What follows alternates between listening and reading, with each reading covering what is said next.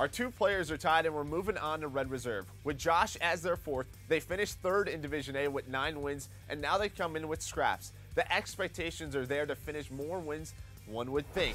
Benson, over under 9.5 wins. Let me know what you think. I'm going to go over. Over. And here's why. For me, Red Reserve, they're the shoo-in of this division, in my opinion. I think this is a squad that's going to be fighting for 1st or 2nd. Scraps, the new addition. Best player in Europe. You can see the players feeling more comfortable. The one thing I will say about this squad is they seem to have, at times, maybe their mental game isn't the strongest, right? You see them kind of freak out a little bit. Sometimes they tilt. But for me, with the addition of scraps, it's nothing but good vibes. The honeymoon period definitely in effect. You see the guys tweeting out pictures of scrims. Some of the hard point scores like 250 to 38 against some of the other teams in Europe. They're playing phenomenally. Now, this is very, very much based on how they start. And I think their start week, the 3 teams that they play, I think they should really start 3-0. And that's something you have to take into consideration, right? Some of the teams who made roster changes in Division B, they have a couple more weeks to prepare, right? A team like Red Reserve, they go under a roster change, they're right into it right away.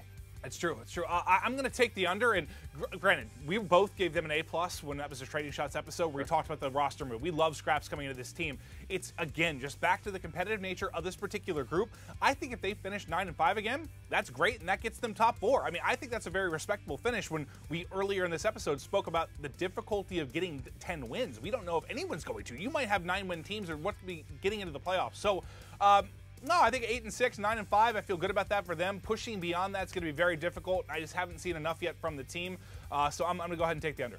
All right, so we got the under. So you're thinking 8-6, 9-5. Ben, what do you think? 10, 11 wins? Can they go higher than that? They're not dropping it. Okay. Can they? Yes. Will they? Probably not. Like it's important to stay maybe a little realistic here. This group's nuts. The group is nuts, but I think Red Reserve is the team I look at in this division and think they're more likely, they're the most likely squad to get to double digits. More than FaZe. FaZe could do it. FaZe could do it, but for me, I think Red Reserve, with this new addition of scraps, man, like, let's not forget how good, how much of a monster he was in Stage 1. The potential is definitely there, which is why I think this is the squad most likely to do it, most likely to reach that double digits win in this division.